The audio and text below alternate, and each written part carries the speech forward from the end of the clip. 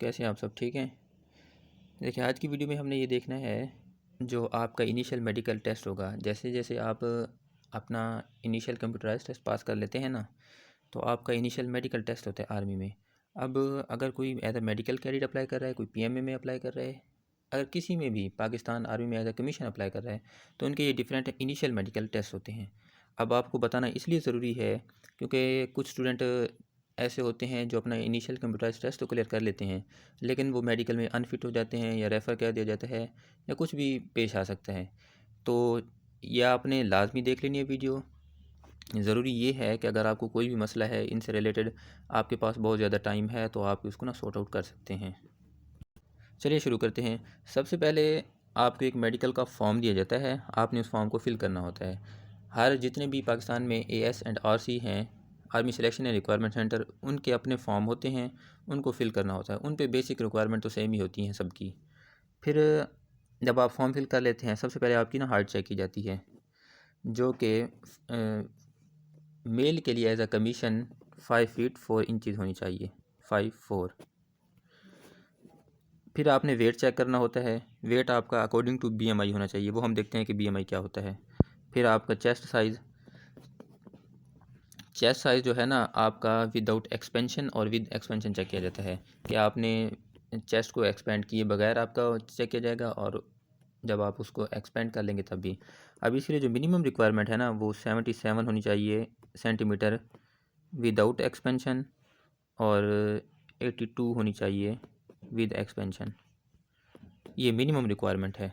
अगर किसी की फ़र्ज़ करें 77 नहीं है, अगर उसकी 78 भी है, तो फिर उसका विद एक्सपेंशन 5 का डिफरेंस लाजमी होना चाहिए कि 5 प्लस होना चाहिए। मतलब 78 है तो उसका 83 लाजमी होना चाहिए, ये है मिनिमम। फिर आपका कैरिंग एंगल देखा जाता है, देन नी नॉकिंग, फ्लैट फीट, अगर आपकी बॉडी की कोई भी एनी डिफॉर्मिटी है वो, और ये पिग एंड चेस्ट होती है, और ये आपके प्राइवेट पार्ट्स। तो ये आपका ओवरऑल मेडिकल होता है। अब वन बाय वन हम इनको ना देख लेते हैं। देखें, आपको एक मेडिकल का फॉर्म दिया जाएगा, आपने उसको फिल करना होता है। उसमें मेन रिक्वायरमेंट्स होती हैं कि आपका ना सिस्टोलिक ब्लड प्रेशर कितना है, डायस्टोलिक ब्लड प्रेशर कितना है। उसके बाद आपका नेम, आपका जो डेमोग्राफी होगी, नेम एज वगैरह, वो आप उसमें लिख लेंगे। वो एक सिंपल सा होता है, और वहाँ पे आपने एक अपनी पिक भी लगानी होती है। अब आपका हाइट एंड वेट हो गई। आप सबको भी पता है कि इसकी जो रिक्वायरमेंट्स है, एज की जो रिक्वायरमेंट, हाइट की जो रिक्वायरमेंट है वो है 5'4", या अगर हम इसको सेंटीमीटर में देखें 162.4 सेंटीमीटर, और जो वेट है वो आपका अकॉर्डिंग टू बीएमआई होना चाहिए। अब बीएमआई हम कैसे कैलकुलेट करते हैं? सबसे पहले आपने वेबसाइट पे आना है, गूगल पे लिखना है बीएमआई कैलकुलेटर। सबसे पहले जो वेबसाइट आपके सामने ओपन होगी, उसको आपने ओपन क्लिक कर लेना है। देन आपके सामने इस तरह का शो होगा। यहाँ पे आपने अपनी एज लिखनी है, इधर मेल सिलेक्ट करना है, जो हाइट है वो सेंटीमीटर में, और जो वेट है किलोग्राम में। तो यहाँ पे आपने कैलकुलेट कर लेना है। इस तरह आपके सामने शो होगा, जिसमें आपका अब स्टूडेंट का जो बीएमआई है वो नॉर्मल है। इस तरह आपको आइडिया हो जाता है कि मेरी हाइट के मुताबिक मुझे कितना वेट गेन करना है या लॉस करना है। तो इस तरह आप कर सकते हैं, आपके पास बहुत सारा टाइम है। नेक्स्ट जो है, चेस्ट साइज़ होना चाहिए, मैंने पहले आपको बता दी है, मिनिमम 77 सेंटीमीटर विदाउट एक्सपेंशन, और विद एक्सपेंशन 82 सेंटीमीटर, ये रिक्वायर्ड होता है। इस तरह आपको ठहरा के ना, आपका जो चेस्ट साइज़ है वो मेजर किया जाता है। इस जगह पे आपका चेस्ट साइज़ मेजर किया जाता है, इंचज़ में या सेंटीमीटर में वो उनका होता है इस तरह। और ये विदाउट एक्सपेंशन और विद एक्सपेंशन ये चेक किया जाता है। अब आपका कैरिंग एंगल क्या होता है? देखें, कैरिंग एंगल आपका इस तरह चेक किया जाता है। आपने जो अपने हाथ हैं दोनों, उनको ऐसे सीधा कर लेना है, और अगर इन दोनों आपके जो हाथ हैं, उन दोनों को आपस में मिला लेना है स्ट्रेट पोजीशन में। और अगर आपके ये जो कोनियाँ हैं, इनके दरमियान स्पेस है, तो आपका कैरिंग एंगल ठीक है। अगर ये किसी किसी के ना बहुत ज़्यादा ये आके मिल जाते हैं आपस में, अगर स्पेस नहीं है तो आप अनफिट हैं, आपको रेफ़र किया जाएगा। ये देखें, इस तरह आप देख सकते हैं, ऐसे आपने अपने हाथ जो हैं वो ऐसे मिला लेने होते हैं, या आप खुद भी चेक कर सकते हैं। अगर इनके दरमियान स्पेस है तो ठीक है, आपका कैरिंग एंगल ठीक है। अगर स्पेस नहीं है, किसी किसी के आपस में साथ मिल जाते हैं, तो वो उसका कैरिंग एंगल ठीक नहीं होता, उसको अनफिट कर देते हैं या रेफ़र कर देते हैं, अगर कोई चांसेस हों ठीक होने के। अब हम देख लेते हैं कि नी नॉकिंग क्या होता है। नी नॉकिंग इस तरह चेक किया जाता है। सबसे पहले ये जो आपने अपने पाँव ऐसे साथ मिला लेने हैं। जब आप इसको साथ मिला लेंगे स्ट्रेट खड़े होके दीवार के साथ, जब आप अपने पाँव साथ मिला लेंगे तो अगर आपके घुटनों के दरमियान स्पेस है तो आपकी नी नॉकिंग नहीं है। अगर आपके घुटने आपस में मिल जाते हैं तो आपका नी नॉकिंग है, वो आपको रेफ़र करेंगे या आपको अनफिट कर देंगे। अगर आपका ऐसा है आप खुद इसको चेक कर सकते हैं। फिर इनकी वर्जिश भी होती है, वो ईज़िली मैनेज हो जाता है, जो कि बड़ी बात नहीं है। ये देखें, आप देख सकते हैं। अब इसका ये टिपिकल है, ये इस तरह के होते हैं सबके। अब इसका ये नी नॉक है। आप अपने पाँव को करीब मिला के भी चेक कर सकते हैं और उनके दरमियान स्पेस रख के भी चेक कर सकते हैं। अब नेक्स्ट जो है, ये किसी किसी सेंटर में किया जाता है डीएनएस और किसी सेंटर में नहीं किया जाता। हमारे सेंटर में ये नहीं चेक किया गया था। असल में ये ना फ़नल मेडिकल में ज़्यादातर चेक होता है, लेकिन किसी में वैसे भी चेक कर लेते हैं। इसको कहते हैं नेज़ल सिम्पटम्स। ये देखें, हमारे नाक की ना एक हड्डी होती है बोन, ये इसकी अब स्ट्रेट है। अब इसकी जो है ये कर्व्ड है। अब इसको कहते हैं डीएनएस, डेविएटेड नेज़ल सिम्पटम्स। अगर किसी की है तो उसको रेफ़र किया जाता है। मोस्टली ये फ़नल मेडिकल में होता है, लेकिन कहीं कहीं इनिशियल में भी चेक कर लेते हैं। इधर भी देख सकते हैं आप, ये इसकी स्ट्रेट उसकी बोन है और ये इसकी कर्व्ड है। इसको डेविएटेड नेज़ल सिम्पटम कहते हैं। अब आ जाते हैं फ्लैट फीट पे। फ्लैट फीट क्या होता है, ये आपको सामने भी देख के पता लग जाता है। अगर किसी का फीट ऐसे है, देखें बिल्कुल फ्लैट है, उसके कोई जगह नहीं है, तो ये उसका फ्लैट फीट है। अगर किसी का पाँव ऐसा है, ऐसे कर्व्ड है, तो ये नॉर्मल फीट होता है।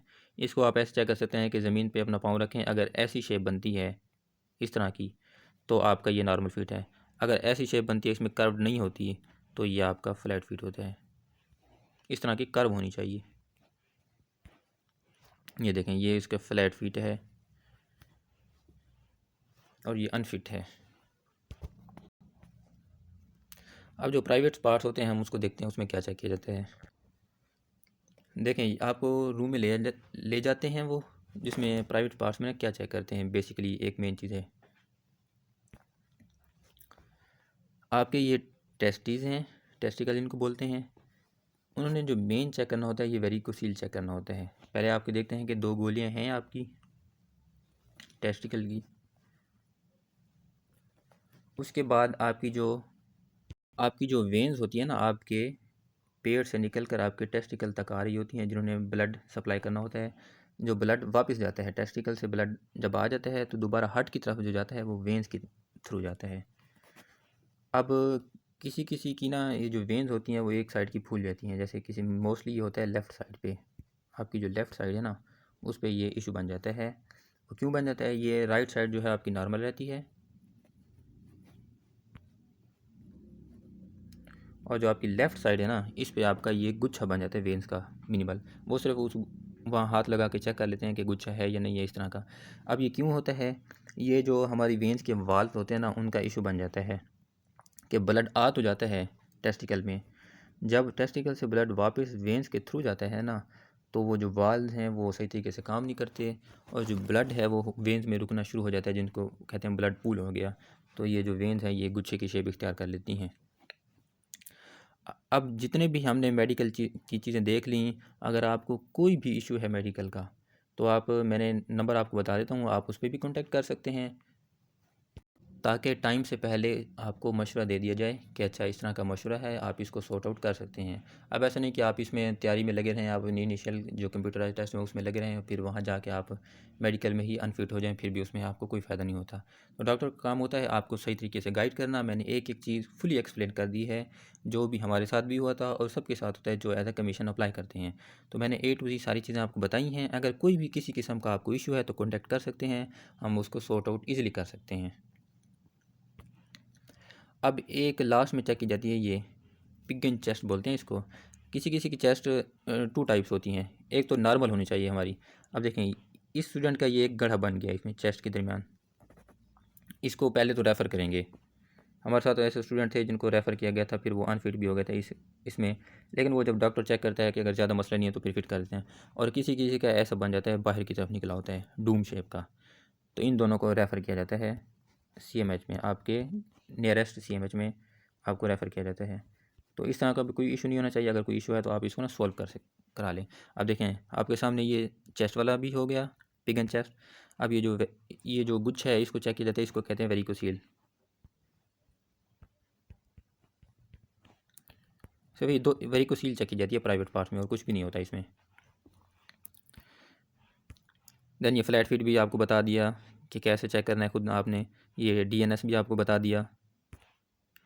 ये अब नी नॉकिंग होगी, ये भी आपने चेक कर लेनी है। ये कैरिंग एंगल भी आपको समझा दिया कि किस तरह चेक करना है। अगर किसी का कैरिंग एंगल का इशू है तो इसकी वर्जिश होती है, ये भी ईज़िली आराम से ठीक हो जाता है क्योंकि टाइम आपके पास अच्छा खासा है। अब मैंने आपको बताया था अगर आपका कोई भी इशू है इनिशियल मेडिकल में तो आप मुझे इस नंबर पे ना व्हाट्सएप पे कांटेक्ट कर सकते हैं कि सर मेरा ये इशू है मेडिकल में, तो इसको मैं कैसे सॉर्ट आउट कर सकता हूँ या कौन सी वर्जिश है जो मैं करके इसको कर सकता हूँ। क्योंकि जो चीज़ें आपको टाइम से पता लग जाएँ तो आपके लिए ज़्यादा बेहतर हैं, एक्सपीरियंसड है।